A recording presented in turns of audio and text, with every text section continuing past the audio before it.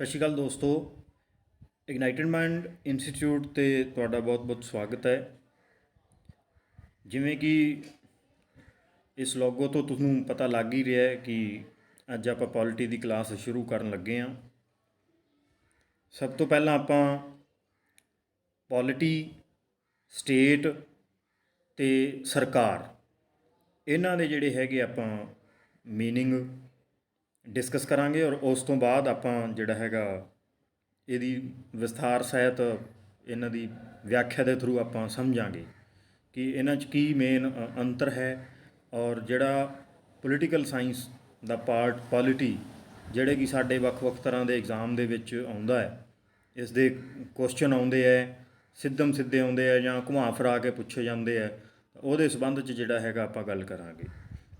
ਸਭ ਤੋਂ ਪਹਿਲਾਂ ਤਾਂ ਆਪਾਂ ਸਟੇਟ ਬਾਰੇ ਗੱਲ ਕਰਦੇ ਹਾਂ। ਆਪਾਂ ਆਮ ਭਾਸ਼ਾ ਦੇ ਵਿੱਚ ਗੱਲ ਕਰਦੇ ਹਾਂ ਕਿ ਇਹ ਜਿਹੜੀ ਹੈਗੀ ਹੈ ਸਟੇਟ ਇਹ ਕੰਮ ਕਰ ਰਹੀ ਹੈ, ਸਟੇਟ ਉਹ ਕੰਮ ਕਰ ਰਹੀ ਹੈ। ਮੀਡੀਆ ਦੇ ਵਿੱਚ ਆਪਾਂ ਗੱਲਾਂ ਬਾਤਾਂ ਸੁਣਦੇ ਹਾਂ ਜਾਂ ਆਪਾਂ ਕੇਸਿਸ ਦੇਖਦੇ ਹਾਂ, ਨਿਊਜ਼ ਆਉਂਦੀ ਹੈ, state of Punjab, state of Haryana versus ਫਲਾਨਾ, ਇਸ ਤਰ੍ਹਾਂ ਦੇ ਕੇਸਿਸ ਵਗੈਰਾ ਆਉਂਦੇ ਰਹਿੰਦੇ ਆ।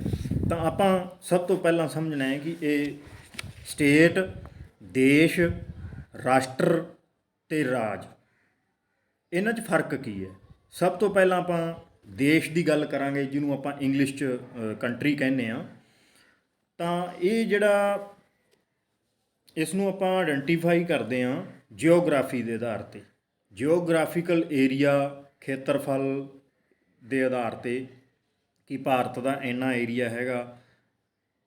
ਇਸ ਦੇ ਆਧਾਰ 'ਤੇ ਆਪਾਂ ਇਹ ਮੰਨਦੇ ਹਾਂ ਕਿ ਇਹ ਦੇਸ਼ ਹੈ। ਪਾਕਿਸਤਾਨ ਵੀ ਇੱਕ ਦੇਸ਼ ਹੈਗਾ, ਅਫਗਾਨਿਸਤਾਨ ਵੀ ਦੇਸ਼ ਹੈ, ਕਿਉਂਕਿ ਉਹਨਾਂ ਦੀ ਇੱਕ ਟੈਰੀਟਰੀ ਵੰਡੀ ਹੋਈ ਹੈਗੀ ਆ, ਉਹਨਾਂ ਦੀ ਇੱਕ ਸੀਮਾ ਹੈ, ਉਹਨਾਂ ਦੀ ਇੱਕ ਬਾਊਂਡਰੀ ਬਣੀ ਹੋਈ ਹੈ। ਦੂਜੀ ਗੱਲ ਆਪਾਂ ਕਰਦੇ ਹਾਂ ਨੇਸ਼ਨ ਦੀ, ਰਾਸ਼ਟਰ। ਇਹ ਸੋਸ਼ੋਲੋਜੀਕਲ ਆਸਪੈਕਟ ਹੁੰਦਾ ਹੈ ਕਿਸੇ ਵੀ ਦੇਸ਼ ਦਾ। ਸੋਸ਼ੋਲੋਜੀ ਮੀਨਸ ਸਮਾਜ ਦੇ ਰੂਪ 'ਚ ਕਿਸ ਤਰ੍ਹਾਂ ਦੀ ਵੱਖ-ਵੱਖ ਨਸਲਾਂ ਦੇ ਲੋਕ ਜਾਂ ਇੱਕੋ ਜਿਹੀ ਨਸਲ ਦੇ ਲੋਕ ਜਾਂ ਇੱਕੋ ਜਿਹੇ ਧਰਮ ਦੇ ਲੋਕ, ਕਿ ਸਟੇਟ ਉਹ ਜਿਹੜਾ ਹੈਗਾ ਨੇਸ਼ਨ ਹੈ ਉਹ ਕਿਸ ਦੇ ਆਧਾਰ 'ਤੇ ਬਣਾਇਆ ਹੋਇਆ। ਜਿਵੇਂ ਨੇਸ਼ਨ ਸਟੇਟ ਦੀ ਗੱਲ ਕਰੀਏ, ਜਰਮਨੀ ਜਿਹੜਾ ਸੀਗਾ ਨਸਲ ਦੇ ਆਧਾਰ 'ਤੇ ਬਣਾਇਆ ਸੀਗਾ, ਉੱਥੇ ਨੈਸ਼ਨਲਿਜ਼ਮ ਆਇਆ ਸੀ ਔਰ ਨੇਸ਼ਨ ਦੇ ਰੂਪ 'ਚ ਜਰਮਨੀ ਉੱਭਰਿਆ, ਇਟਲੀ ਉੱਭਰਿਆ। ਔਰ ਇੰਡੀਆ ਜਿਹੜਾ ਹੈਗਾ ਹਿੰਦੂਤਵਾ ਦੀ ਥਿਊਰੀ, ਜੇ ਆਪਾਂ ਵੀ ਡੀ ਸਾਵਰਕਰ ਵਰਗਿਆਂ ਦੀ ਦੇਖੀਏ ਤਾਂ ਉਹਨਾਂ ਨੇ ਹਿੰਦੂ ਰਾਸ਼ਟਰ ਕਿਹਾ। ਤਾਂ ਰਾਸ਼ਟਰ ਜਿਹੜਾ ਸ਼ਬਦ ਉਹਨਾਂ ਨੇ ਵਰਤਿਆ ਉਹ ਸੋਸ਼ੋਲੋਜੀਕਲ ਆਸਪੈਕਟ ਦਾ ਉਹਨਾਂ ਨੇ ਰਿਲੀਜਨ ਵਾਲਾ ਪੱਖ ਜਿਹੜਾ ਹੈਗਾ ਲਿਆ।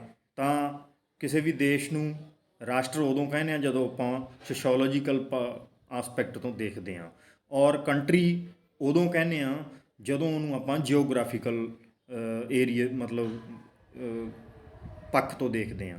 ਔਰ ਤੀਜੀ ਗੱਲ ਆ ਗਈ ਸਟੇਟ।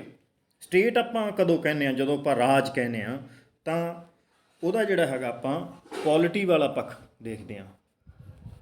ਹੁਣ ਪੋਲਿਟੀ ਕੀ ਚੀਜ਼ ਹੈ?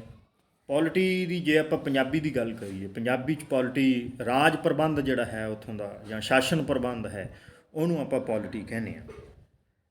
ਤਾਂ ਆਪਾਂ ਜਿਹੜਾ ਸਿਲੇਬਸ ਡਿਸਕਸ ਕਰ ਰਹੇ ਹਾਂ, ਚਾਹੇ ਉਹ ETT ਦਾ ਹੋਵੇ, ਚਾਹੇ ਉਹ ਮਾਸਟਰ ਕੇਡਰ ਦਾ ਹੋਵੇ, ਚਾਹੇ ਉਹ PPSC ਦਾ ਹੋਵੇ, ਚਾਹੇ ਉਹ ਕੋਈ ਹੋਰ ਹੋਵੇ, ਜਿੰਨੇ ਵੀ ਤਰ੍ਹਾਂ ਦੇ ਐਗਜ਼ਾਮ ਹੋ ਚੁੱਕੇ ਆ ਪੰਜਾਬ ਦੇ ਵਿੱਚ ਔਰ ਅੱਗੇ ਹੋਣ ਵਾਲੇ ਨੇ, ਤਾਂ ਉਹਦੇ 'ਚ ਜਦੋਂ ਉਹ ਸਿਲੇਬਸ ਦੇ ਵਿੱਚ ਪੋਲਿਟੀ ਲਿਖ ਦਿੰਦੇ ਆ ਔਰ ਉਸ ਤੋਂ ਅੱਗੇ ਇਹਦੇ ਟੌਪਿਕਸ ਲਿਖ ਦਿੰਦੇ ਨੇ, ਕੌਨਸਟੀਟਿਊਸ਼ਨ, ਪ੍ਰੈਮਬਲ, ਰਾਸ਼ਟਰਪਤੀ ਅਤੇ ਸੰਸਦ, ਮੀਨਸ ਜਿਹੜਾ ਹੈਗਾ ਸਾਡਾ ਯੂਨੀਅਨ ਲੈਵਲ 'ਤੇ ਕੀ ਢਾਂਚਾ ਹੈ ਔਰ ਸਟੇਟ ਲੈਵਲ 'ਤੇ ਕਿਹੜਾ ਢਾਂਚਾ ਹੈਗਾ, ਤਾਂ ਉਹਦੇ ਟੌਪਿਕਸ ਦੇ ਨੇਮ ਲਿਖ ਦਿੱਤੇ ਜਾਂਦੇ ਹੈ। ਉਹ ਆਪਾਂ ਜਿਹੜਾ ਹੈਗਾ ਪੜ੍ਹਨਾ ਹੁੰਦਾ ਹੈ, ਉਸੇ 'ਚੋਂ ਹੀ ਜਿਹੜੇ ਹੈਗੇ ਘੁਮਾ ਫਿਰਾ ਕੇ ਕੁਐਸਚਨ ਪੁੱਛੇ ਜਾਂਦੇ ਆ। ਤਾਂ ਆਪਾਂ ਡਿਸਕਸ ਕਰਦੇ ਹਾਂ ਸਟੇਟ ਬਾਰੇ। ਸਟੇਟ ਕਦੋਂ ਬਣਦਾ ਹੈ? ਸਟੇਟ ਦੇ ਨਾ ਆਪਾਂ ਜੇ ਇਹਨੂੰ ਸਮਝਣਾ ਹੋਵੇ ਤਾਂ ਇਹਦੇ ਕੋਈ ਵੀ ਡੈਫੀਨੇਸ਼ਨਸ ਆਪਾਂ ਦੇਖਣੀ ਹੋਵੇ ਸਟੇਟ ਦੀ, ਤਾਂ ਇਹਦੇ 4 ਜਿਹੜੇ ਤੱਤ ਹੈਗੇ ਆ ਉਹ ਲਾਜ਼ਮੀ ਤੌਰ 'ਤੇ ਹੋਣੇ ਚਾਹੀਦੇ ਆ। ਫਿਰ ਉਸ ਨੂੰ ਦੇਸ਼ ਨੂੰ ਆਪਾਂ ਜਿਹੜਾ ਹੈਗਾ ਸਟੇਟ ਕਹਿ ਸਕਦੇ ਹਾਂ। ਪਹਿਲੀ ਗੱਲ ਤਾਂ ਉੱਥੇ ਜਿਹੜਾ ਪਹਿਲਾ ਤੱਤ ਹੈ ਉੱਥੇ ਜਨਸੰਖਿਆ ਹੋਣੀ ਚਾਹੀਦੀ ਹੈ। ਜਨਸੰਖਿਆ ਜੇ ਨਹੀਂ ਹੈਗੀ ਹੈ, ਸਿੱਧਾ ਆਪਣੇ ਕੋਲ ਜਿਹੜਾ ਹੈਗਾ ਬਾਉਂਡਰੀ ਵੀ ਹੈਗੀ ਆ, ਗਵਰਨਮੈਂਟ ਵੀ ਹੈਗੀ ਆ, ਔਰ ਉੱਥੇ ਜਨਸੰਖਿਆ ਨਹੀਂ ਹੈਗੀ ਹੈ, ਤਾਂ ਜਿਹੜੀ ਹੈਗੀ ਹੈ ਮੈਨ ਪਾਵਰ ਤੋਂ ਬਿਨਾਂ ਸਟੇਟ ਨਹੀਂ ਬਣ ਸਕਦਾ। ਦੂਜਾ ਜਿਹੜਾ ਹੈਗਾ ਇਹਦਾ ਮਹੱਤਵਪੂਰਨ ਤੱਤ, ਉਹ ਟੈਰੀਟਰੀ ਹੈਗੀ ਹੈ। ਨਿਸ਼ਚਿਤ ਭੂ ਭਾਗ ਹੋਣਾ ਚਾਹੀਦਾ, ਬਾਉਂਡਰੀ ਬਣੀ ਹੋਣੀ ਚਾਹੀਦੀ ਹੈ, ਤਾਂ ਜੋ ਉਹਦੇ 'ਤੇ ਉਹ ਆਪਣਾ ਅਧਿਕਾਰ ਜਮਾ ਕੇ ਰੱਖਣ ਜਾਂ ਅਧਿਕਾਰ ਆਪਦਾ ਸ਼ੋਅ ਕਰਨ। ਔਰ ਤੀਜੀ ਗੱਲ ਜਿਹੜੀ ਹੈਗੀ ਹੈ, ਉੱਥੇ ਸਰਕਾਰ ਹੋਣੀ ਚਾਹੀਦੀ ਹੈ। ਹੁਣ ਸਰਕਾਰ ਕੀ ਹੁੰਦੀ ਹੈ? ਸਰਕਾਰ ਸਟੇਟ ਦਾ ਉਹ ਉਪਕਰਨ ਹੁੰਦਾ ਹੈ, ਉਹ ਇੱਕ ਯੰਤਰ ਹੁੰਦਾ ਹੈ ਜਿਹਦੇ ਨਾਲ ਨਿਯਮ ਜਿਹੜੇ ਹੈਗੇ ਆ ਜਾਂ ਕਾਨੂੰਨ ਹੈਗੇ ਆ ਉਹ ਬਣਾ ਕੇ ਲਾਗੂ ਕੀਤੇ ਜਾਂਦੇ ਆ, ਤਾਂ ਜੋ ਉੱਥੇ ਜਿਹੜੇ ਕੈਓਸ ਨਾ ਫੈਲੇ, ਅਨਾਰਕੀ ਨਾ ਫੈਲੇ, ਅਸ਼ਾਂਤੀ ਨਾ ਫੈਲੇ, ਇੱਕ ਸਿਸਟਮ ਬਣਿਆ ਰਹੇ, ਲੋਕ ਇੱਕ ਦੂਜੇ ਨੂੰ ਤੰਗ ਪਰੇਸ਼ਾਨ ਨਾ ਕਰਨ, ਵੱਡੇ ਮਤਲਬ ਜਿਹੜਾ ਮਛਲੀ ਵਾਲਾ ਨਿਆਂ ਕਹਿੰਦੇ ਹੁੰਦੇ ਆ ਉਹ ਨਾ ਹੋਵੇ, ਤਕੜੇ ਦਾ ਸੱਤੀ ਵੀ 100 ਨਾ ਹੋਵੇ, ਤਕੜੇ ਲੋਕ ਮਾੜਿਆਂ ਨੂੰ ਤੰਗ ਨਾ ਕਰਨ, ਪਰੇਸ਼ਾਨ ਨਾ ਕਰਨ। ਤਾਂ ਉੱਥੇ ਲਾਅ ਐਂਡ ਆਰਡਰ ਜਿਹੜਾ ਹੈਗਾ ਮੇਨਟੇਨ ਕਰਨ ਵਾਸਤੇ ਸਰਕਾਰ ਦੀ ਜ਼ਰੂਰਤ ਹੁੰਦੀ ਹੈ। ਔਰ ਸਭ ਤੋਂ ਇਹਦਾ ਜਿਹੜਾ ਇੰਪੋਰਟੈਂਟ ਤੱਤ ਹੈਗਾ ਉਹ ਹੈਗਾ ਸੋਵਰੇਨਟੀ, ਜਿਹਨੂੰ ਪੰਜਾਬੀ 'ਚ ਆਪਾਂ ਸੰਪ੍ਰਭੂਤਾ ਕਹਿ ਲਓ ਜਾਂ ਪ੍ਰਭੂ ਸੱਤਾ ਕਹਿ ਲਓ। ਹਿੰਦੀ 'ਚ ਸੰਪ੍ਰਭੂਤਾ ਕਹਿੰਦੇ ਨੇ, ਪੰਜਾਬੀ 'ਚ ਪ੍ਰਭੂ ਸੱਤਾ ਕਹਿੰਦੇ ਨੇ, ਉਹ ਹੋਣੀ ਚਾਹੀਦੀ ਹੈ। ਸੋਵਰੇਨਟੀ ਤੋਂ ਭਾਵ ਹੈ ਕਿ ਉੱਥੇ ਫੈਸਲੇ ਕੌਣ ਲੈ ਰਿਹਾ ਹੈ। ਫੈਸਲੇ ਵੀ ਦੋ ਤਰ੍ਹਾਂ ਦੇ ਹੁੰਦੇ ਨੇ, ਇੱਕ ਅੰਦਰੂਨੀ ਤੇ ਇੱਕ ਬਾਹਰੀ। ਇਸ ਦੇ ਆਧਾਰ 'ਤੇ ਜਿਹੜੀ ਸੋਵਰੇਨਟੀ ਹੈ ਜਾਂ ਪ੍ਰਭੂ ਸੱਤਾ ਹੈ, ਉਹ ਵੀ ਦੋ ਭਾਗਾਂ 'ਚ ਉਹਨੂੰ ਆਪਾਂ ਵੰਡਦੇ ਹਾਂ। ਪਹਿਲਾ ਅੰਦਰੂਨੀ ਔਰ ਦੂਜਾ ਬਾਹਰੀ। ਜਿਵੇਂ ਆਪਾਂ ਸਲਾਈਡ ਦੇ ਵਿੱਚ ਦੇਖ ਰਹੇ ਹਾਂ, ਤੁਹਾਨੂੰ ਪਹਿਲਾਂ ਕੰਟਰੀ ਬਾਰੇ ਦੱਸਿਆ, ਫਿਰ ਨੇਸ਼ਨ ਬਾਰੇ ਦੱਸਿਆ, ਫਿਰ ਸਟੇਟ ਬਾਰੇ ਦੱਸਿਆ। ਤਾਂ ਆਹ ਜਿਹੜੇ ਸਟੇਟ ਦੇ ਹੈਗੇ ਨੇ ਇਹ ਪਾਰਟ ਆਪਾਂ ਡਿਸਕਸ ਕਰ ਰਹੇ ਹਾਂ। ਹੁਣ ਆਪਾਂ ਸੋਵਰੇਨਟੀ ਦੇਖੀ, ਸੋਵਰੇਨਟੀ ਅੱਗੇ ਫਿਰ ਇਹਨੂੰ ਦੋ ਭਾਗਾਂ 'ਚ, ਇੱਕ ਅੰਦਰੂਨੀ ਔਰ ਇੱਕ ਬਾਹਰੀ।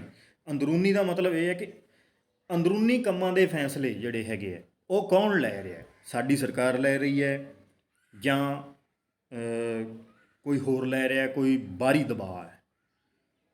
ਸਾਡੇ ਦੇਸ਼ ਦੇ ਵਿੱਚ ਜੋ ਪਾਲਿਸੀਜ਼ ਬਣ ਰਹੀਆਂ ਨੇ ਉਹ ਆਪਣੇ ਦੇਸ਼ ਦੇ ਲੋਕਾਂ ਦੀ ਚੁਣੀ ਹੋਈ ਸਰਕਾਰ ਦੀ ਮਰਜ਼ੀ ਨਾਲ ਬਣ ਰਹੀਆਂ ਨੇ, ਜਾਂ ਹੋਰ ਕੋਈ ਜਿਹੜਾ ਹੈਗਾ ਸਟੇਟ ਐਕਟਰ, ਬਾਹਰ ਦਾ ਕੋਈ ਦੇਸ਼ ਜਾਂ ਬਾਹਰ ਦਾ ਕੋਈ ਇਸ ਤਰ੍ਹਾਂ ਦਾ ਗਰੁੱਪ ਪ੍ਰਭਾਵਿਤ ਕਰ ਰਿਹਾ ਕਿ ਪਾਲਿਸੀਜ਼ ਜਿਹੜੀਆਂ ਹੈਗੀਆਂ ਆਪਣੇ ਅਨੁਸਾਰ ਨਾ ਬਣਾਈਆਂ ਜਾ ਸਕਣ। ਦੂਜੀ ਗੱਲ, ਜਿਹੜਾ ਐਕਸਟਰਨਲ ਸੋਵਰੇਨਟੀ ਦੀ ਗੱਲ ਕਰਦੇ ਹਾਂ, ਬਾਹਰੀ ਸੰਪ੍ਰਭੂਤਾ, ਤਾਂ ਜਿਹੜੇ ਆਪਾਂ ਆਪਣੇ ਦੇਸ਼ ਦੇ ਬਾਹਰਲੇ ਦੇਸ਼ਾਂ ਨਾਲ ਸੰਬੰਧ ਬਣਾਉਣੇ ਨੇ, ਜਾਂ ਆਪਾਂ ਕਹਿ ਲਓ ਵੀ ਫੋਰਨ ਪਾਲਿਸੀ ਆਪਾਂ ਜਿਹੜੀ ਬਣਾਉਣੀ ਹੈ, ਉਹਦੇ ਵਿੱਚ ਆਪਣੀ ਮਰਜ਼ੀ ਅਨੁਸਾਰ ਆਪਾਂ ਫੈਸਲੇ ਲੈ ਰਹੇ ਹਾਂ, ਜਾਂ ਆਪਾਂ ਜਿਹੜਾ ਹੈਗਾ ਯੂਨੀਵਰਸਲ ਐਕਟਰ ਜਿਹੜਾ UNO ਹੈ, ਆਪਾਂ ਉਹਦੇ ਦਬਾਅ ਥੱਲੇ ਕੰਮ ਕਰ ਰਹੇ ਹਾਂ, ਜਾਂ ਕਿਸੇ ਹੋਰ ਅਮਰੀਕਾ ਦੇ ਜਾਂ ਇੰਗਲੈਂਡ ਦੇ ਜਾਂ ਜਾਪਾਨ ਦੇ, ਰਸ਼ੀਆ ਦੇ ਦਬਾਅ ਥੱਲੇ ਕੰਮ ਕਰ ਰਹੇ ਹਾਂ। ਤਾਂ ਜੇ ਆਪਾਂ ਬਾਹਰੀ ਦੇਸ਼ਾਂ ਨਾਲ ਸੰਬੰਧ ਹੈ ਜਿਹੜੇ ਉਹ ਆਪਣੀ ਮਰਜ਼ੀ ਨਾਲ ਬਣਾ ਰਹੇ ਹਾਂ ਔਰ ਆਪਣੇ ਫੈਸਲੇ ਆਪ ਲੈ ਰਹੇ ਹਾਂ, ਤਾਂ ਉਹ ਆਪਾਂ ਸੋਵਰਨ ਆ ਬਾਹਰੀ ਤੌਰ 'ਤੇ, ਐਕਸਟਰਨਲ ਤੌਰ 'ਤੇ। ਔਰ ਇਹ ਜਿਹੜਾ ਤੱਤ ਹੈ ਆਮ UGC ਨੈਟ ਦੇ ਪੇਪਰ ਦੇ ਵਿੱਚ ਜਾਂ ਮਾਸਟਰ ਕੈਡਰ ਦੇ ਪੇਪਰ 'ਚ ਵੀ ਪੁੱਛਿਆ ਜਾ ਸਕਦਾ ਹੈ। ਆਮ ਕਰਕੇ ਵੱਡੇ ਲੈਵਲ ਦੇ ਪੇਪਰਾਂ 'ਚ ਇਹ ਕੁਐਸਚਨ ਆਉਂਦਾ ਹੈ ਕਿ ਇਹਨਾਂ ਸਟੇਟ ਦੇ ਇਹਨਾਂ ਚਾਰਾਂ ਤੱਤਾਂ ਵਿੱਚੋਂ ਸਭ ਤੋਂ ਇੰਪੋਰਟੈਂਟ ਤੱਤ ਕਿਹੜਾ ਹੈ? ਉਹ ਹੈ ਸੋਵਰੇਨਟੀ। ਵੈਸੇ ਤਾਂ ਇਹ ਸਾਰੇ ਇੰਪੋਰਟੈਂਟ ਨੇ, ਪਾਪੂਲੇਸ਼ਨ ਨਾ ਹੋਊਗੀ ਤਾਂ ਸਟੇਟ ਕਿਵੇਂ ਬਣੇਗਾ? ਜੇ ਟੈਰੀਟਰੀ ਨਹੀਂ ਹੈਗੀ ਹੈ ਤਾਂ ਗੌਰਮੈਂਟ ਹੈ ਜਿਹੜਾ ਕਿੱਥੇ ਅਧਿਕਾਰ ਆਪਦਾ ਜਮਾ ਸਕਦੀ ਆ, ਉਹਦਾ ਜਰਿਸਡਿਕਸ਼ਨ ਜਿਹੜੀ ਹੈਗੀ ਹੈ ਉਹ ਖੇਤਰ ਅਧਿਕਾਰ ਕੀ ਹੋਊਗਾ, ਉਹਦੇ ਬਿਨਾਂ ਵੀ ਨਹੀਂ ਗੱਲ ਬਣਦੀ। ਜੇ ਉੱਥੇ ਸਰਕਾਰ ਨਹੀਂ ਹੈਗੀ ਹੈ ਤਾਂ ਲਾਅ ਐਂਡ ਆਰਡਰ ਕੌਣ ਮੇਨਟੇਨ ਕਰੂਗਾ, ਉਹਦੀ ਵੀ ਕੋਈ ਪਤਾ ਨਹੀਂ ਲੱਗਣਾ। ਔਰ ਜੇ ਉੱਥੇ ਸੋਵਰੇਨਟੀ ਨਹੀਂ ਹੈ ਤਾਂ ਸਭ ਤੋਂ ਵੱਡੀ ਗੱਲ ਇਹ ਹੈ ਵੀ ਕਈ ਜਿਹੜੇ ਹੈਗੇ ਹੈ ਜਿਨ੍ਹਾਂ ਨੂੰ ਆਪਾਂ ਸੋ ਕਾਲਡ ਸਟੇਟ ਕਹਿ ਦਿੰਦੇ ਹਾਂ, ਉਹਨਾਂ ਕੋਲ ਪਾਪੂਲੇਸ਼ਨ ਵੀ ਹੈਗੀ ਹੈ, ਟੈਰੀਟਰੀ ਵੀ ਹੈਗੀ ਆ, ਨਿਸ਼ਚਿਤ ਭੂ ਭਾਗ ਹੈਗਾ, ਉੱਥੇ ਸਰਕਾਰ ਵੀ ਹੈਗੀ ਹੈ, ਬਟ ਸੋਵਰੇਨਟੀ ਦੀ ਕਿਤੇ ਨਾ ਕਿਤੇ ਕਮੀ ਆ ਜਾਂਦੀ ਹੈ। ਉਹ ਆਪਣੇ ਫੈਸਲੇ ਆਪ ਨਹੀਂ ਲੈ ਰਹੇ ਹੁੰਦੇ, ਤਾਂ ਉੱਥੇ ਜਿਹੜਾ ਹੈਗਾ ਬਹੁਤ ਸਾਰੀ ਪ੍ਰੋਬਲਮਸ ਕ੍ਰੀਏਟ ਹੋ ਜਾਂਦੀ ਹੈ। ਉਹ ਇਹੋ ਜਿਹੇ ਦੇਸ਼ਾਂ ਨੂੰ ਇੱਕ ਦੂਜੇ ਦੇਸ਼ ਦੇ ਪਿੱਠੂ ਆਪਾਂ ਕਹਿ ਸਕਦੇ ਹਾਂ, ਤਾਂ ਉਹਨਾਂ ਦੀ ਕੋਈ ਐਡੀ ਖਾਸ ਵੈਲਿਊ ਨਹੀਂ ਹੁੰਦੀ, ਨਾ ਨੈਸ਼ਨਲ ਲੈਵਲ 'ਤੇ ਨਾ ਇੰਟਰਨੈਸ਼ਨਲ ਲੈਵਲ 'ਤੇ। ਤਾਂ ਸੋਵਰਨਟੀ ਜਿਹੜਾ ਸਟੇਟ ਦਾ ਹੈਗਾ ਸਭ ਤੋਂ ਇੰਪੋਰਟੈਂਟ ਤੱਤ ਜਿਹੜਾ ਹੈਗਾ ਵਿਦਵਾਨਾਂ ਨੇ ਮੰਨਿਆ। ਹੁਣ ਗੱਲ ਇਹ ਹੈ ਕਿ ਸਟੇਟ ਜਿਹੜਾ ਹੈ ਉਹ ਹੋਂਦ ਵਿੱਚ ਕਿਉਂ ਆਇਆ, ਕਦੋਂ ਆਇਆ, ਕਿਵੇਂ ਆਇਆ, ਉਹਦੇ ਬਾਰੇ ਆਪਾਂ ਗੱਲ ਕਰਦੇ ਹਾਂ। ਜਦੋਂ ਆਪਾਂ ਪੋਲੀਟੀਕਲ ਸਾਇੰਸ ਦੀ ਥਿਊਰੀ ਬਾਰੇ ਗੱਲ ਕਰਦੇ ਹਾਂ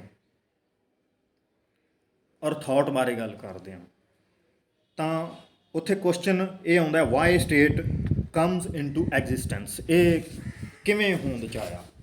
ਤਾਂ ਇਹ ਜਿਹੜੀ ਹੈਗੀ ਹੈ ਥਿਊਰੀ ਆਪਣੇ ਧਰਮ ਸ਼ਾਸਤਰ 'ਚ ਵੀ ਦਿੱਤੀ ਹੋਈ ਹੈ, ਚਾਣਕਿਆ ਨੇ ਵੀ ਦਿੱਤੀ ਹੋਈ ਹੈ, ਔਰ ਜੇ ਆਪਾਂ ਮਾਡਰਨ ਦੇ ਰੂਪ ਵਿੱਚ ਗੱਲ ਕਰੀਏ, ਐਜ਼ ਏ ਸਬਜੈਕਟ ਦੇ ਰੂਪ 'ਚ ਗੱਲ ਕਰੀਏ, ਤਾਂ ਗ੍ਰੀਕ ਲੋਕਾਂ ਤੋਂ ਬਾਅਦ ਜਦੋਂ ਕਿ ਪੋਲੀਟੀਕਲ ਸਾਇੰਸ ਦਾ ਜਦੋਂ ਜਨਮ ਹੋਇਆ, ਔਰ ਉਸ ਤੋਂ ਬਾਅਦ 'ਚ ਵੀ ਜਿਹੜੇ ਵਿਦਵਾਨ ਹੋਏ ਆ, ਉਹਨਾਂ ਦਾ ਇਹ ਸਾਂਝਾ ਵਿਚਾਰ ਹੈ।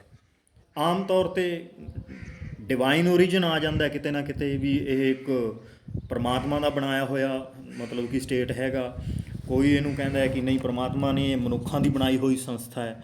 ਤਾਂ ਕੁੱਲ ਮਿਲਾ ਕੇ ਜਿਹੜਾ ਸਾਂਝਾ ਵਿਚਾਰ ਹੈਗਾ ਉਹ ਮੈਂ ਤੁਹਾਨੂੰ ਦੱਸਣ ਲੱਗਿਆ ਕਿ ਐਨਸ਼ੀਅੰਟ ਟਾਈਮ ਦੇ ਵਿੱਚ, ਪੁਰਾਣੇ ਟਾਈਮ ਦੇ ਵਿੱਚ ਕੀ ਹੁੰਦਾ ਸੀ, ਤਾਕਤਵਰ ਲੋਕ ਜਿਹੜੇ ਸੀਗੇ ਉਹ ਕਮਜ਼ੋਰ ਲੋਕਾਂ ਦਾ ਸ਼ੋਸ਼ਣ ਕਰਦੇ ਸੀਗੇ ਜਾਂ ਉਹਨਾਂ ਤੋਂ ਹੱਕ ਖੋਹ ਲੈਂਦੇ ਸੀਗੇ।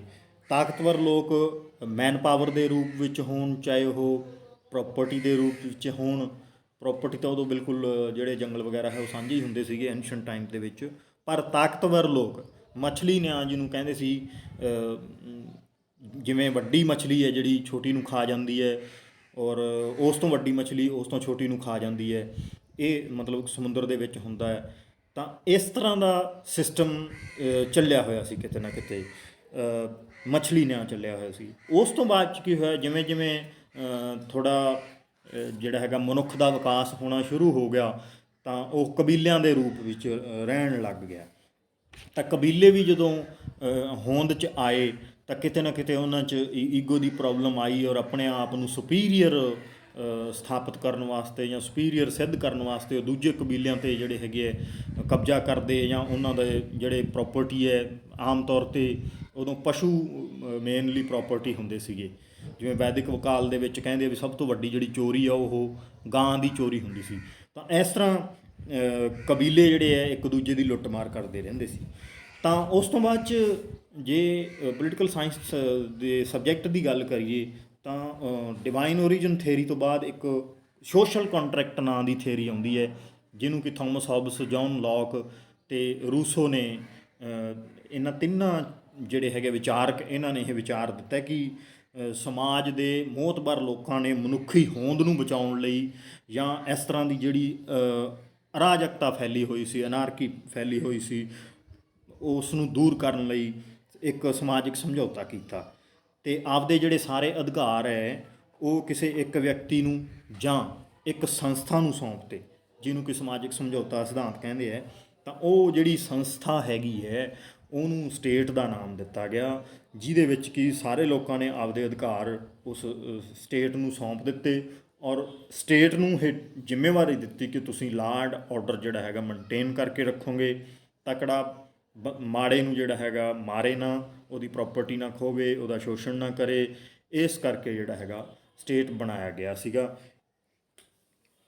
ਔਰ ਇਸ ਦੇ ਸੰਬੰਧ 'ਚ ਆਪਾਂ ਇਹ ਡਿਵਾਈਨ ਓਰੀਜਨ ਵੀ ਡਿਸਕਸ ਕੀਤਾ, ਔਰ ਸੋਸ਼ਲ ਕੰਟਰੈਕਟ ਵੀ ਆਪਾਂ ਡਿਸਕਸ ਕੀਤਾ, ਔਰ ਉਸ ਤੋਂ ਬਾਅਦ 'ਚ ਪਬਲਿਕ ਵੈਲਫੇਅਰ ਦੀ ਗੱਲ ਆਉਂਦੀ ਹੈ ਕਿ ਜਿਹੜੇ ਗਰੀਬ ਲੋਕ ਨੇ ਜਾਂ ਅਸਮਰਥ ਲੋਕ ਨੇ, ਜਾਂ ਕੁਦਰਤ ਵੱਲੋਂ ਜਿਹੜੇ ਜਿਨ੍ਹਾਂ ਨੂੰ ਦਿਵਿਆਂਗ ਵਗੈਰਾ ਕਹਿੰਦੇ ਆਪਾਂ, ਜਾਂ ਕਿਸੇ 'ਤੇ ਹੋਰ ਕੋਈ ਵਿਪਤਾ ਦੇ ਮਾਰੇ ਹੋਏ ਲੋਕ ਨੇ, ਉਹਨਾਂ ਨਾਲ ਕਿਸ ਤਰ੍ਹਾਂ ਆਪਾਂ ਟਰੀਟ ਕਰਨਾ, ਉਹ ਵੀ ਚੀਜ਼ਾਂ ਸਟੇਟ ਦੇ ਡਿਊਟੀਜ਼ ਦੇ ਵਿੱਚ ਆ ਜਾਂਦੀਆਂ।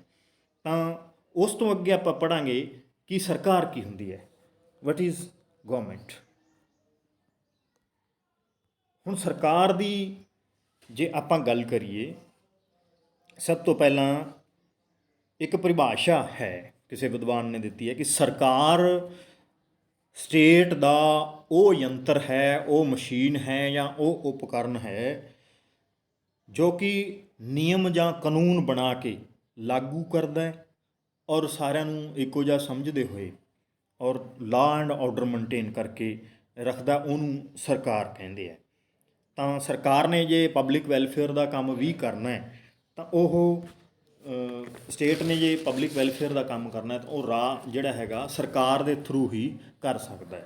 ਸਰਕਾਰ ਤਿੰਨ ਤਰ੍ਹਾਂ ਦੇ ਕੰਮ ਕਰਦੀ ਹੈ। ਸਰਕਾਰ ਦੇ ਤਿੰਨ ਅੰਗ ਹੁੰਦੇ ਨੇ: ਲੈਜਿਸਲੇਚਰ ਕਾਨੂੰਨ ਬਣਾਉਣ ਵਾਲੀ, ਐਗਜ਼ੈਕਟਿਵ ਜਿਹੜਾ ਹੈਗਾ ਕਾਨੂੰਨ ਬਣ ਗਿਆ ਉਹਨੂੰ ਲਾਗੂ ਕਰਨ ਵਾਲੀ, ਔਰ ਜੁਡੀਸ਼ਰੀ। ਇਹਨਾਂ ਤਿੰਨਾਂ ਦੀ ਆਪਾਂ ਗੱਲ ਕਰਦੇ ਹਾਂ। ਸਭ ਤੋਂ ਪਹਿਲਾਂ ਲੈਜਿਸਲੇਚਰ, ਪਹਿਲਾ ਜਿਹੜਾ ਅੰਗ ਸਰਕਾਰ ਦਾ ਹੈ ਜਿਹਦੇ ਥਰੂ ਸਰਕਾਰ ਕੰਮ ਕਰਦੀ ਹੈ, ਇਹ ਕਾਨੂੰਨਾਂ ਦਾ ਨਿਰਮਾਣ ਕਰਦੀ ਹੈ। ਇਹ ਲਾ ਮੇਕਿੰਗ ਬਾਡੀ ਹੈ, ਕਾਨੂੰਨ ਬਣਾਉਣਾ ਇਸ ਦਾ ਮੇਨ ਕੰਮ ਹੈ। ਦੂਜਾ ਹੈਗਾ ਐਗਜ਼ੈਕਟਿਵ ਨੇ ਜਿਹੜਾ ਲੈਜਿਸਲੇਚਰ ਨੇ ਜਾਂ ਵਿਧਾਨ ਪਾਲਕਾਂ ਨੇ ਕਾਨੂੰਨ ਬਣਾ ਲਿਆ ਉਹਨੂੰ ਲਾਗੂ ਕਰਨਾ ਹੈ। ਪਾਲਿਸੀਜ਼ ਦੇ ਰੂਪ ਪਾਲਿਸੀ ਬਣਾਉਣੀ ਹੈ ਜਾਂ ਇਹਨਾਂ ਦੇ ਜਿਹੜੇ ਆਫੀਸਰਸ ਥੱਲੇ ਵੱਡੇ ਰੈਂਕ ਦੇ ਹੈਗੇ ਆ ਉਹਨਾਂ ਤੋਂ ਥੱਲੇ, ਤਾਂ ਉਹ ਜਿਹੜਾ ਲਾਅ ਬਣਿਆ ਹੈ, ਕਾਨੂੰਨ ਬਣਿਆ ਹੈ, ਉਹਨੂੰ ਨੀਤੀਆਂ ਦੇ ਰੂਪ ਵਿੱਚ ਢਾਲ ਕੇ ਕਿਸ ਤਰ੍ਹਾਂ ਲਾਗੂ ਕਰਨਾ, ਇਹ ਐਗਜ਼ੈਕਟਿਵ ਦਾ ਕੰਮ ਹੈ। ਔਰ ਜੁਡੀਸ਼ਰੀ ਜਿਹੜੀ ਹੈਗੀ ਹੈ ਜਾਂ ਨਿਆਂਪਾਲਕਾ ਜਿਹਨੂੰ ਆਪਾਂ ਕਹਿੰਦੇ ਹਾਂ, ਉਹਦਾ ਦੂਹਰਾ ਰੋਲ ਜਿਹੜਾ ਹੈਗਾ ਉਹਨੂੰ ਅਦਾ ਕਰਨਾ ਪੈਂਦਾ ਹੈ। ਪਹਿਲਾ ਤਾਂ ਇਹ ਦੇਖਣਾ ਪੈਂਦਾ ਹੈ ਕਿ ਸੰਵਿਧਾਨ ਦੇ ਅਨੁਸਾਰ ਕਾਨੂੰਨ ਹੈ ਜਿਹੜਾ ਉਹ ਸਹੀ ਬਣਾਇਆ ਗਿਆ ਹੈ ਕਿ ਨਹੀਂ ਸਹੀ ਹੈਗਾ। ਤਾਂ ਆਪਣੇ ਦੇਸ਼ ਦੇ ਬਹੁਤ ਸਾਰੇ ਲੋਕ ਹੈ ਜਿਹੜੇ ਜਦੋਂ ਨਵਾਂ ਕਾਨੂੰਨ ਬਣਦਾ ਉਹਨੂੰ ਚੈਲੰਜ ਕਰਦੇ ਹੈ। PIL ਪਬਲਿਕ ਇੰਟਰਸਟ ਲਿਟੀਗੇਸ਼ਨ ਜਿਹੜੀ ਹੈਗੀ ਹੈ ਉਹ ਵੀ ਪਾਉਂਦੇ ਨੇ, ਜਾਂ ਪਰਸਨਲੀ ਕੋਈ ਉੱਥੇ ਕੇਸ ਸਰਕਾਰ ਦੇ ਖਿਲਾਫ ਰਿਟ ਪਾਉਂਦੇ ਨੇ ਕਿ ਇਹ ਜਿਹੜਾ ਕਾਨੂੰਨ ਬਣਾਇਆ ਹੈ ਸਰਕਾਰ ਨੇ ਇਹ ਬਿਲਕੁਲ ਸਹੀ ਨਹੀਂ ਹੈਗਾ, ਉਹਦੇ ਹੱਕ 'ਚ ਕੋਈ ਪ੍ਰੂਫ ਦਿੰਦੇ ਨੇ। ਤਾਂ ਆਪਣੀ ਨਿਆਂਪਾਲਿਕਾ ਇਹ ਦੇਖਦੀ ਹੈ ਕਿ ਵਾਕਈ ਇਹ ਕਾਨੂੰਨ ਸਹੀ ਨਹੀਂ ਬਣਿਆ ਹੋਇਆ, ਜਾਂ ਸੰਵਿਧਾਨ ਦੇ ਅਨੁਸਾਰ ਜਿਹੜਾ ਹੈਗਾ ਜੋ ਪ੍ਰੋਸੀਜਰ ਫੋਲੋ ਕਰਨਾ ਸੀਗਾ ਇਹਨੂੰ ਪ੍ਰੋਪਰ ਤਰੀਕੇ ਨਾਲ ਉਹ ਨਹੀਂ ਫੋਲੋ ਕੀਤਾ ਹੋਇਆ, ਇਹ ਦੇਖਣਾ ਹੈ। ਔਰ ਦੂਜਾ ਕੰਮ ਇਹਦਾ ਇਹ ਹੈ ਕਿ ਲੈਜਿਸਲੇਚਰ ਅਤੇ ਐਗਜ਼ੈਕਟਿਵ ਦੁਆਰਾ ਜਿਹੜੇ ਕੰਮ ਕੀਤੇ ਜਾ ਰਹੇ, ਮਤਲਬ ਕਾਨੂੰਨ ਬਣਾਏ ਜਾ ਰਹੇ ਹੈ ਜਾਂ ਕਾਨੂੰਨ ਲਾਗੂ ਕੀਤੇ ਜਾ ਰਹੇ ਆ, ਉਹ ਪ੍ਰੋਪਰ ਤਰੀਕੇ ਨਾਲ ਕੀਤੇ ਜਾ ਰਹੇ ਕਿ ਨਹੀਂ, ਉਹਨਾਂ ਦੀ ਜਿਹੜੀ ਮੋਨੀਟਰਿੰਗ ਹੈ ਉਹ ਜੁਡੀਸ਼ਰੀ ਨੇ ਕਰਨੀ ਹੁੰਦੀ ਹੈ। ਹੁਣ ਆਪਾਂ ਇੱਕ ਦੋ ਐਗਜ਼ਾਮਪਲਸ ਦੇਖਾਂਗੇ। ਸਭ ਤੋਂ ਪਹਿਲਾਂ ਤਾਂ ਆਪਾਂ ਕਿਸਾਨ ਵਾਲਾ ਹੀ ਦੇਖ ਲੈਂਦੇ ਹਾਂ। ਕਿਸਾਨ ਮੂਵਮੈਂਟ ਚੱਲ ਰਹੀ ਹੈ ਹੁਣ, ਉਹਦਾ ਕਾਰਨ ਕੀ ਹੈ ਔਰ ਸੁਪਰੀਮ ਕੋਰਟ ਨੇ ਸਟੇ ਦੇ ਰੱਖਿਆ ਇਹਨਾਂ ਕਾਨੂੰਨਾਂ 'ਤੇ, ਇਹ ਕਿਉਂ ਦਿੱਤਾ ਹੈ? ਉਹਦਾ ਕਾਰਨ ਇਹ ਹੈ ਕਿ ਸਰਕਾਰ ਨਾਲ ਲੋਕ ਨਾਰਾਜ਼ ਨੇ ਇਸ ਗੱਲ ਤੋਂ ਕਿ ਪ੍ਰੋਸੀਜਰ, ਸਭ ਤੋਂ ਪਹਿਲਾਂ ਤਾਂ ਪ੍ਰੋਸੀਜਰ ਹੀ ਨਹੀਂ ਫੋਲੋ ਕੀਤਾ ਗਿਆ। ਕਿ ਵੈਸੇ ਜੇ ਆਮ ਪ੍ਰੋਸੀਜਰ ਆਪਾਂ ਦੇਖੀਏ ਤਾਂ ਜਿਹੜਾ ਹੈਗਾ ਕੋਈ ਵੀ ਕਾਨੂੰਨ ਹੈ ਉਹ ਇੱਕ ਬਿੱਲ ਦੇ ਰੂਪ ਵਿੱਚ ਜਿਹੜਾ ਹੈਗਾ ਪੇਸ਼ ਕਰਨਾ ਹੁੰਦਾ ਹੈ ਪਾਰਲੀਮੈਂਟ ਦੇ ਵਿੱਚ, ਔਰ ਉਹਦੇ ਪਹਿਲਾਂ ਇੱਕ ਸਦਨ ਦੁਆਰਾ ਪਾਸ ਕੀਤਾ ਜਾਂਦਾ, ਫਿਰ ਦੂਜੇ ਦੁਆਰਾ ਪਾਸ ਕੀਤਾ ਜਾਂਦਾ, ਫਿਰ ਉਹ ਕਿਤੇ ਨਾ ਕਿਤੇ ਕਮੇਟੀ ਵੀ ਬਿਠਾਈ ਜਾਂਦੀ ਹੈ ਉਹਦੇ 'ਚ, ਫਿਰ ਉਹਨੂੰ ਜਿਹੜਾ ਹੈਗਾ ਡਿਸਕਸ ਕੀਤਾ ਜਾਂਦਾ ਹੈ, ਜਾਂ ਕਮੇਟੀ ਨੂੰ ਨਹੀਂ ਵੀ ਭੇਜਿਆ ਜਾਂਦਾ ਤਾਂ ਦੋਨੇ ਸਦਨਾਂ ਦੇ ਵਿੱਚ ਪਾਸ ਕਰਕੇ ਔਰ ਫਿਰ ਰਾਸ਼ਟਰਪਤੀ ਕੋਲ ਭੇਜਿਆ ਜਾਂਦਾ। ਜੇ ਰਾਸ਼ਟਰਪਤੀ ਸਾਈਨ ਕਰ ਦਿੰਦੇ ਆ ਤਾਂ ਉਹ ਜਿਹੜਾ ਹੈਗਾ ਬਿੱਲ ਜਿਹੜਾ ਕਾਨੂੰਨ ਦੇ ਵਿੱਚ ਬਦਲ ਜਾਂਦਾ, ਕਾਨੂੰਨ ਬਣ ਜਾਂਦਾ। ਔਰ ਦੂਜਾ ਇੱਕ ਕਿਤੇ ਨਾ ਕਿਤੇ ਇਹ ਵੀ ਪ੍ਰੋਸੀਜਰ ਸੰਵਿਧਾਨ ਦੇ ਵਿੱਚ ਲਿਖਿਆ ਹੋਇਆ ਕਿ ਜਦੋਂ ਸੈਸ਼ਨ ਚੱਲ ਨਾ ਰਿਹਾ ਹੋਵੇ, ਸੰਸਦ ਦਾ ਸੈਸ਼ਨ ਚੱਲ ਨਾ ਰਿਹਾ ਹੋਵੇ, ਤਾਂ ਅਚਾਨਕ ਕਿਸੇ ਕਾਨੂੰਨ ਦੀ ਲੋੜ ਪੈ ਜੇ ਜਿਹਦੇ ਬਿਨਾਂ ਸਰਦਾ ਨਹੀਂ ਹੈ, ਜਿਹੜਾ ਕਿ ਬਹੁਤ ਜ਼ਰੂਰੀ ਹੈ, ਤਾਂ ਆਰਡੀਨੈਂਸ ਜਿਹੜਾ ਹੈਗਾ ਜਾਰੀ ਕਰਵਾ ਦਿੱਤਾ ਜਾਂਦਾ ਹੈ ਰਾਸ਼ਟਰਪਤੀ ਕੋਲੋਂ, ਔਰ ਉਹ ਆਰਡੀਨੈਂਸ ਹੈ ਜਿਹੜਾ ਕਾਨੂੰਨ ਦਾ ਹੀ ਕੰਮ ਕਰਦਾ ਹੈ। ਉਸ ਤੋਂ ਬਾਅਦ ਜਦੋਂ ਕਿਤੇ ਪਾਰਲੀਮੈਂਟ ਦਾ ਸੈਸ਼ਨ ਚੱਲਦਾ ਹੈ ਤਾਂ ਉਹਦੇ ਪਹਿਲੇ ਚੱਲਣ ਤੋਂ ਪਹਿਲੇ 6 ਹਫ਼ਤਿਆਂ ਦੇ ਵਿੱਚ ਉਸ ਆਰਡੀਨੈਂਸ ਵਿੱਚ ਜਿਹੜੇ ਜੋ ਵੀ ਉਹਨਾਂ ਨੇ ਪ੍ਰੋਵੀਜ਼ਨਸ ਲਿਖੇ ਹੈ ਉਹਨਾਂ ਨੂੰ ਇੱਕ ਬਿੱਲ ਦੇ ਰੂਪ ਵਿੱਚ ਪੇਸ਼ ਕਰਕੇ ਔਰ ਕਾਨੂੰਨ ਦੇ ਰੂਪ ਵਿੱਚ ਪਾਸ ਕਰਵਾਉਣਾ ਹੁੰਦਾ ਹੈ, ਤਾਂ ਉਹ ਜਿਹੜਾ ਹੈਗਾ ਕਾਨੂੰਨ ਬਣਦਾ। ਪਰ ਜਦੋਂ ਇਹ ਕਿਸਾਨਾਂ ਵਾਲੇ 3 ਬਿੱਲ ਜਿਹੜੇ ਹੈਗੇ ਨੇ ਇਹ ਪਾਸ ਕਰਵਾਏ, ਆਰਡੀਨੈਂਸ ਲਿਆਂਦਾ ਗਿਆ ਸਭ ਤੋਂ ਪਹਿਲਾਂ, ਹਾਲਾਂਕਿ ਉਦੋਂ ਨਾ ਤਾਂ ਬਹੁਤਾ ਜ਼ਿਆਦਾ ਸਮਾਂ ਹੋਇਆ ਸੀ ਔਰ ਨਾ ਹੀ ਬਹੁਤਾ ਸਮਾਂ ਰਹਿੰਦਾ ਸੀ ਪਾਰਲੀਮੈਂਟ ਦਾ ਸੈਸ਼ਨ ਜਿਹੜਾ ਹੈਗਾ ਸ਼ੁਰੂ ਹੋਣ ਦੇ ਵਿੱਚ, ਤਾਂ ਸਰਕਾਰ ਇਹ ਇੱਕ ਤਰ੍ਹਾਂ ਨਾਲ ਚੋਰੀਆਂ ਜਾਂ ਧੱਕੇ ਨਾਲ ਕਹਿ ਲਓ ਕਾਨੂੰਨ ਲਿਆਈ, ਆਰਡੀਨੈਂਸ ਦੇ ਰੂਪ ਵਿੱਚ ਜਾਰੀ ਕੀਤਾ। ਫਿਰ ਇਹਨੂੰ ਕਿਉਂਕਿ ਬੀਜੇਪੀ ਜਿਹੜੀ ਸੱਤਾ ਦੇ ਵਿੱਚ ਹੈਗੀ ਹੈ ਪਾਰਟੀ, ਉਹਨਾਂ ਕੋਲੇ ਬਹੁਮਤ ਤੋਂ ਕਿਤੇ ਜ਼ਿਆਦਾ ਉਹਨਾਂ ਕੋਲੇ ਅੰਕੜਾ ਹੈਗਾ, ਤਾਂ ਉਹਨਾਂ ਨੇ ਇਹ ਪਾਸ ਵੀ ਕਰ ਲਿਆ ਔਰ ਰਾਸ਼ਟਰਪਤੀ ਜੀ ਨੇ ਵੀ ਦਬਾ ਦਬ ਸਾਈਨ ਕਰਤੇ।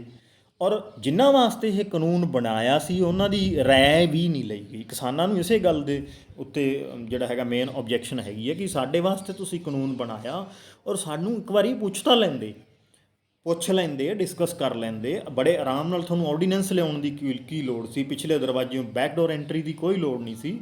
ਕਿਸਾਨਾਂ ਨੂੰ ਪੁੱਛਦੇ ਜਿਨ੍ਹਾਂ ਵਾਸਤੇ ਕਾਨੂੰਨ ਬਣਾਉਣਾ ਹੈ, ਤਾਂ ਫਿਰ ਤੁਸੀਂ ਆਰਾਮ ਨਾਲ ਬਿੱਲ ਪੇਸ਼ ਕਰਦੇ, ਬਿੱਲ ਦੇ ਰੂਪ ਵਿੱਚ ਫਿਰ ਡਿਸਕਸ਼ਨ ਹੁੰਦੀ, ਬਹਿਸ ਹੁੰਦੀ, ਔਰ ਫਿਰ ਇਹਨੂੰ ਜਿਹੜਾ ਰਾਸ਼ਟਰਪਤੀ ਜੀ ਸਾਈਨ ਕਰਦੇ, ਫਿਰ ਕਾਨੂੰਨ ਬਣਦਾ, ਫਿਰ ਇਹਨੂੰ ਤੁਸੀਂ ਲਾਗੂ ਕਰਦੇ ਤਾਂ ਬਹੁਤ ਵਧੀਆ ਰਹਿੰਦਾ। ਪਰ ਸਰਕਾਰ ਨੇ ਆਪਣਾ ਜਿਹੜਾ ਹੈਗਾ ਡਿਕਟੇਟਰਸ਼ਿਪ ਵਾਲਾ ਜਿਹੜਾ ਰਵੱਈਆ ਅਪਣਾਇਆ, ਤਾਂ ਕਿਸਾਨ ਵੀ ਜਿਹੜੇ ਹੈਗੇ ਆ ਲਗਾਤਾਰ ਪਿਛਲੇ ਤੁਸੀਂ ਦੇਖੋ ਕਿੰਨੇ ਹੀ ਮਹੀਨਿਆਂ ਤੋਂ ਲਗਾਤਾਰ ਉੱਥੇ ਸਿੰਘੂ ਔਰ ਟਿਕਰੀ ਬਾਰਡਰ 'ਤੇ ਜਿਹੜਾ ਧਰਨਾ ਦੇਈ ਬੈਠੇ ਨੇ। ਔਰ ਇਹ ਕਾਨੂੰਨ ਬਣਾਏ ਆ ਜਿਹੜੇ, ਇਹਨਾਂ ਨੂੰ ਕਾਲੇ ਦੱਸਦੇ ਹੋਏ ਔਰ ਇਹਨੂੰ ਰਿਪੀਲ ਕਰਨ ਦੀ ਜਿਹੜੀ ਹੈਗੀ ਆ ਉਹ ਕਰਵਾਉਣ ਦੀ ਕੋਸ਼ਿਸ਼ ਕਰ ਰਹੇ ਆ। ਔਰ ਸਰਕਾਰ ਸੁਪਰੀਮ ਕੋਰਟ ਦੇ ਵਿੱਚ ਵੀ ਗਈ ਔਰ ਸੁਪਰੀਮ ਕੋਰਟ ਨੇ ਸਰਕਾਰ ਦੇ ਆਖੇ ਕਿਤੇ ਨਾ ਕਿਤੇ ਜਿਹੜਾ ਹੈਗਾ ਇਹਨਾਂ ਕਾਨੂੰਨਾਂ 'ਤੇ ਸਟੇ ਕਰ ਲਿਆ। ਪਰ ਕਿਸਾਨਾਂ ਦਾ ਮੰਨਣਾ ਹੈ ਕਿ ਇਹ ਸਟੇ ਹੋਇਆ ਨਹੀਂ, ਗੱਲ ਬਣਨੀ, ਇਹਨਾਂ ਨੂੰ ਜਿਹੜਾ ਹੈਗਾ ਵਾਪਸ ਲੈਣਾ ਚਾਹੀਦਾ। ਤਾਂ ਇਹ ਦੇਖੋ ਜੁਡੀਸ਼ਰੀ ਨੇ ਕਿਤੇ ਨਾ ਕਿਤੇ ਇਹਦੇ 'ਚ ਪਾਰਟੀਸਪੇਟ ਕੀਤਾ ਹੈ, ਇਹਦੇ 'ਚ ਦਖਲਅੰਦਾਜ਼ੀ ਕੀਤੀ ਆ। ਹਾਲਾਂਕਿ ਨਹੀਂ ਬਣਦੀ ਸੀ ਇਸ ਤਰ੍ਹਾਂ ਦੀ ਦਖਲਅੰਦਾਜ਼ੀ। ਜੇ ਜਾਂ ਤਾਂ ਸੁਪਰੀਮ ਕੋਰਟ ਕਹਿੰਦੀ ਕਿ ਇਹ ਕਾਨੂੰਨ ਹੀ ਗਲਤ ਹੈ, ਜਾਂ ਫਿਰ ਇਹਨਾਂ 'ਤੇ ਸਟੇ ਨਹੀਂ ਸੀ ਹੋਣਾ ਚਾਹੀਦਾ। ਔਰ ਇੱਕ ਦੋ ਐਗਜ਼ਾਮਪਲਸ ਮੈਂ ਹੋਰ ਦੇਣਾ ਚਾਹੂੰਗਾ ਕਿ ਸਰਕਾਰ ਨੇ ਜਿਹੜਾ ਹੈਗਾ ਕਾਨੂੰਨ ਬਣਾਇਆ ਜਾਂ ਅਮੈਂਡਮੈਂਟ ਕੀਤੀ, ਪਰ ਜੁਡੀਸ਼ਰੀ ਨੂੰ, ਆਪਣੇ ਦੇਸ਼ ਦੀ ਸੁਪਰੀਮ ਕੋਰਟ ਨੂੰ ਉਹ ਠੀਕ ਨਹੀਂ ਲੱਗਿਆ ਸੰਵਿਧਾਨ ਦੇ ਅਨੁਸਾਰ, ਤਾਂ ਉਹ ਜਿਹੜਾ ਕਾਨੂੰਨ ਹੈ ਜ਼ੀਰੋ ਐਲਾਨ ਦਿੱਤਾ ਗਿਆ। ਮਤਲਬ ਉਸ ਕਾਨੂੰਨ ਨੂੰ ਜਿਹੜਾ ਹੈਗਾ ਰੱਦ ਕਰ ਦਿੱਤਾ ਗਿਆ। ਸਭ ਤੋਂ ਪਹਿਲਾਂ ਮੈਂ ਦੱਸੂੰਗਾ 1 ਜਨਵਰੀ 2015 ਨੂੰ ਆਪਣੇ ਪਾਰਲੀਮੈਂਟ ਨੇ ਇੱਕ ਅਮੈਂਡਮੈਂਟ ਕੀਤੀ ਸੀ ਜਿਹਨੂੰ 99ਵੀਂ ਸੋਧ ਕਹਿੰਦੇ ਨੇ। ਇਸ ਐਕਟ ਦੇ ਵਿੱਚ ਜਿਹੜਾ ਹੈਗਾ supreme court advocate on record association ਨੇ ਵਰਸਸ ਯੂਨੀਅਨ ਆਫ ਇੰਡੀਆ 2015 ਨਾਂ ਦਾ ਇੱਕ ਕੇਸ ਹੈ। ਇਹ ਇੱਕ ਸੁਪਰੀਮ ਕੋਰਟ ਦੇ ਵਕੀਲਾਂ ਦੀ ਇੱਕ ਜਿਹੜੀ ਹੈਗੀ ਸੰਸਥਾ ਹੈ, ਉਹਨਾਂ ਨੇ ਇਸ ਜਿਹੜੀ ਸੰਵਿਧਾਨਕ ਸੋਧ ਨੂੰ ਹੈ ਉਹ ਚੈਲੰਜ ਕੀਤਾ ਔਰ ਸੁਪਰੀਮ ਕੋਰਟ ਨੇ ਮੰਨਿਆ ਕਿ ਇਹ ਸੋਧ ਹੈ ਜਿਹੜੀ ਗਲਤ ਹੈ, ਨਹੀਂ ਕੀਤੀ ਜਾ ਸਕਦੀ। ਉਹ ਸੀਗੀ NJS, national judicial appointment commission, ਜਿਹੜਾ ਬਣਾਇਆ ਸੀ ਕਿ ਜੱਜਾਂ ਦੀ ਭਰਤੀ ਕਿਵੇਂ ਹੋਣੀ ਚਾਹੀਦੀ ਹੈ। ਉਹ ਸਰਕਾਰ ਨੇ ਇੱਕ ਪ੍ਰੋਸੀਜਰ ਬਣਾਇਆ ਸੀਗਾ ਔਰ ਉਹ ਪ੍ਰੋਸੀਜਰ ਸੀ ਜਿਹੜਾ ਸੁਪਰੀਮ ਕੋਰਟ ਨੂੰ ਪਸੰਦ ਨਹੀਂ ਸੀ, ਕਿਉਂਕਿ ਕਿਤੇ ਨਾ ਕਿਤੇ ਸਰਕਾਰ ਦੀ ਦਖਲਅੰਦਾਜ਼ੀ ਜਿਹੜੀ ਜੱਜਾਂ ਦੀ ਭਰਤੀ 'ਚ ਹੋ ਰਹੀ ਸੀਗੀ ਕਾਫੀ ਜ਼ਿਆਦਾ, ਤਾਂ ਉਹ ਉਹਨਾਂ ਨੂੰ ਨਹੀਂ ਠੀਕ ਲੱਗਿਆ ਸੰਵਿਧਾਨ ਦੇ ਅਨੁਸਾਰ। ਉਹ ਇਹ ਸਾਰੇ ਦਾ ਸਾਰਾ ਜਿਹੜਾ ਹੈਗਾ ਅਮੈਂਡਮੈਂਟ ਉਹਨਾਂ ਨੇ ਰੱਦ ਕਰਤੀ। ਔਰ ਦੂਜਾ ਕੇਸ ਮੈਂ ਤੁਹਾਨੂੰ ਦੱਸੂੰਗਾ, ਉਹ ਵੀ ਇੱਕ ਵਕੀਲਾਂ ਦੀ ਸੰਸਥਾ ਹੈ, Indian young lawyer association versus union of India, 2018 ਦਾ ਇਹ ਕੇਸ ਹੈ। ਇਸ ਮਾਮਲੇ ਵਿੱਚ ਕੇਰਲ ਦੇ ਸਬਰੀਮਾਲਾ ਮੰਦਿਰ ਵਿੱਚ ਔਰਤਾਂ ਦੀ ਐਂਟਰੀ 'ਤੇ ਲੱਗੀ ਰੋਕ ਨੂੰ ਜਿਹੜਾ ਹੈਗਾ ਸੰਵਿਧਾਨ ਦੇ ਖਿਲਾਫ ਮੰਨਦੇ ਹੋਏ ਮਾਨਯੋਗ ਸੁਪਰੀਮ ਕੋਰਟ ਨੇ ਜਿਹੜਾ ਹੈਗਾ ਇਹਨੂੰ ਜ਼ੀਰੋ ਘੋਸ਼ਿਤ ਕੀਤਾ ਸੀਗਾ, ਕਿਉਂਕਿ ਉੱਥੋਂ ਦੀ ਸਰਕਾਰ ਨੇ ਕਿਤੇ ਨਾ ਕਿਤੇ ਇੱਕ ਕਾਨੂੰਨ ਬਣਾ ਰੱਖਿਆ ਸੀ ਕਿ ਇਹ ਇੱਥੋਂ ਦੀ ਪਰੰਪਰਾ ਹੈ ਜੀ, ਇਸ ਮੰਦਿਰ ਦੇ ਵਿੱਚ ਜਿਹੜੇ ਲੇਡੀਜ਼ ਹੈਗੀਆਂ ਉਹ ਐਂਟਰੀ ਨਹੀਂ ਕਰ ਸਕਦੀਆਂ 15 ਸਾਲ ਤੋਂ ਲੈ ਕੇ ਸ਼ਾਇਦ 60 ਸਾਲ, ਪਤਾ ਨਹੀਂ ਇਸ ਤਰ੍ਹਾਂ ਦਾ ਕੁਛ ਸੀਗਾ। ਮਤਲਬ ਕੁੱਲ ਮਿਲਾ ਕੇ ਲੇਡੀਜ਼ ਨੂੰ ਉੱਥੇ ਐਂਟਰੀ ਨਹੀਂ ਸੀਗੀ। ਤਾਂ ਸੁਪਰੀਮ ਕੋਰਟ ਨੇ ਕਿਹਾ ਕਿ ਸਾਰੇ ਬਰਾਬਰ ਨੇ, ਭਾਵੇਂ ਧਾਰਮਿਕ ਸਥਾਨ ਹੈ, ਭਾਵੇਂ ਉਹ ਕੰਮ ਵਾਲੇ ਸਥਾਨ ਹੈ, ਕੋਈ ਵੀ ਹੈ, ਉਹ ਸਾਰੇ ਬਰਾਬਰ ਨੇ। ਤਾਂ ਸੁਪਰੀਮ ਕੋਰਟ ਨੇ ਜਿਹੜਾ ਹੈਗਾ ਉਸ ਕਾਨੂੰਨ ਨੂੰ ਜ਼ੀਰੋ ਐਲਾਨ ਦਿੱਤਾ ਸੀਗਾ। ਇਸੇ ਤਰ੍ਹਾਂ ਇੱਕ ਹੋਰ ਕੇਸ ਆਇਆ ਸੀ 2015 ਦੇ ਵਿੱਚ, ਸ਼੍ਰੇਆ ਸਿੰਘਲ ਵਰਸਸ ਭਾਰਤ ਸਰਕਾਰ, ਇਹ ਕੇਸ ਦਾ ਨਾਮ ਹੈ। ਇਹਦੇ 'ਚ ਜਿਹੜਾ IT ਐਕਟ ਬਣਾਇਆ ਸੀ 2000 ਦੇ ਵਿੱਚ, IT ਐਕਟ ਦੀ ਧਾਰਾ 66A ਉਹਨੂੰ ਜਿਹੜਾ ਹੈਗਾ ਅਨਕੌਂਸਟੀਟਿਊਸ਼ਨਲ ਜਿਹੜਾ ਹੈਗਾ ਉਹ ਐਲਾਨ ਦਿੱਤਾ ਗਿਆ ਸੀ ਮਾਣਯੋਗ ਸੁਪਰੀਮ ਕੋਰਟ ਵੱਲੋਂ। ਤਾਂ ਦੋਸਤੋ ਆਪਾਂ ਪੜ੍ਹਿਆ ਸਰਕਾਰ ਬਾਰੇ, ਸਭ ਤੋਂ ਪਹਿਲਾਂ ਆਪਾਂ ਸਟੇਟ ਬਾਰੇ ਪੜ੍ਹਿਆ, ਔਰ ਆਪਾਂ ਸਟੇਟ ਨੂੰ ਜਿਹੜਾ ਹੈਗਾ ਕਿਤੇ ਨਾ ਕਿਤੇ ਕਹਿ ਦਿੰਦੇ ਹਾਂ ਕਿ ਦੇਸ਼ ਵੀ ਕਹਿ ਦਿੰਦੇ ਹਾਂ, ਜਾਂ ਆਪਾਂ ਰਾਸ਼ਟਰ ਕਹਿ ਦਿੰਦੇ ਹਾਂ, ਔਰ ਜਾਂ ਸਟੇਟ ਕਹਿ ਦਿੰਦੇ ਹਾਂ। ਇਹਨਾਂ ਵਿੱਚ ਫਰਕ ਕੀ ਹੈ ਉਹਦੇ ਬਾਰੇ ਗੱਲ ਕੀਤੀ। ਫਿਰ ਸਟੇਟ ਦੇ 4 ਤੱਤਾਂ ਬਾਰੇ ਗੱਲ ਕੀਤੀ, ਸਭ ਤੋਂ ਇੰਪੋਰਟੈਂਟ ਤੱਤ ਕਿਹੜਾ ਹੈ ਉਹਦੇ ਬਾਰੇ ਗੱਲ ਕੀਤੀ। ਫਿਰ ਆਪਾਂ ਜਿਹੜਾ ਹੈਗਾ ਇਹਦਾ ਤੱਤ ਇੱਕ ਸਰਕਾਰ, ਉਹਨੂੰ ਡਿਸਕਸ ਕੀਤਾ ਕਿ ਸਰਕਾਰ ਕੀ ਚੀਜ਼ ਹੁੰਦੀ ਹੈ, ਕੀ ਕੰਮ ਹੈ ਇਹਦਾ, ਕਦੋਂ ਬਣੀ, ਕਿਵੇਂ ਬਣੀ, ਇਹਦਾ ਜਿਹੜਾ ਪੂਰਾ ਇਤਿਹਾਸ ਹੈ ਤੁਹਾਨੂੰ ਉਹ ਦੱਸਿਆ ਸ਼ੁਰੂ ਤੋਂ ਲੈ ਕੇ ਹੁਣ ਤੱਕ ਦਾ। ਫਿਰ ਸਰਕਾਰ ਦੇ 3 ਅੰਗਾਂ ਬਾਰੇ ਗੱਲ ਕੀਤੀ ਕਿ ਕਿਵੇਂ ਕਿਵੇਂ ਇਹ ਕੰਮ ਕਰਦੇ ਨੇ। ਔਰ ਉਸ ਤੋਂ ਬਾਅਦ 'ਚ ਆਪਾਂ ਜੁਡੀਸ਼ਰੀ ਨੂੰ ਜਿਹੜਾ ਹੈਗਾ ਵਿਦ ਐਗਜ਼ਾਮਪਲ ਆਪਾਂ ਜਿਹੜਾ ਹੈਗਾ ਪੜ੍ਹਿਆ। ਔਰ ਬਾਕੀ ਜਿਹੜਾ ਹੈਗਾ ਆਪਾਂ ਕੌਨਸਟੀਟਿਊਸ਼ਨ, ਵਾਟ ਇਜ਼ ਕੌਨਸਟੀਟਿਊਸ਼ਨ, ਜਾਂ ਇੰਡੀਆ ਦਾ ਜਿਹੜਾ ਹੈਗਾ ਕੌਨਸਟੀਟਿਊਸ਼ਨਲ ਹਿਸਟਰੀ ਆਫ ਇੰਡੀਆ, ਇਹ ਆਪਾਂ ਨੈਕਸਟ ਵੀਡੀਓ ਦੇ ਵਿੱਚ ਕਰਾਂਗੇ। ਔਰ ਤੁਸੀਂ, ਕਿਉਂਕਿ ਇਹ ਪਹਿਲੀ ਵਾਰ ਵੀਡੀਓ ਬਣੀ ਹੈ, ਤੁਸੀਂ ਇਸ ਵੀਡੀਓ ਨੂੰ ਲਾਈਕ ਕਰਨਾ ਹੈਗਾ, ਕਮੈਂਟ ਕਰਨਾ ਹੈ, ਔਰ ਜੇ ਕੋਈ ਤੁਹਾਡਾ ਸੁਝਾਅ ਹੈ ਜਾਂ ਇਹਦੇ ਵਿੱਚ ਕਿਤੇ ਨਾ ਕਿਤੇ ਤੁਹਾਨੂੰ ਕੋਈ ਗਲਤੀ ਲੱਗਦੀ ਹੈ ਤਾਂ ਜ਼ਰੂਰ ਤੁਸੀਂ ਇਹ 'ਤੇ ਕਮੈਂਟ ਕਰਕੇ ਮੈਨੂੰ ਇਨਫੋਰਮ ਕਰਨਾ। ਸੋ ਇਹਨਾਂ ਸ਼ਬਦਾਂ ਦੇ ਨਾਲ ਤੁਹਾਡਾ ਬਹੁਤ ਬਹੁਤ ਧੰਨਵਾਦ।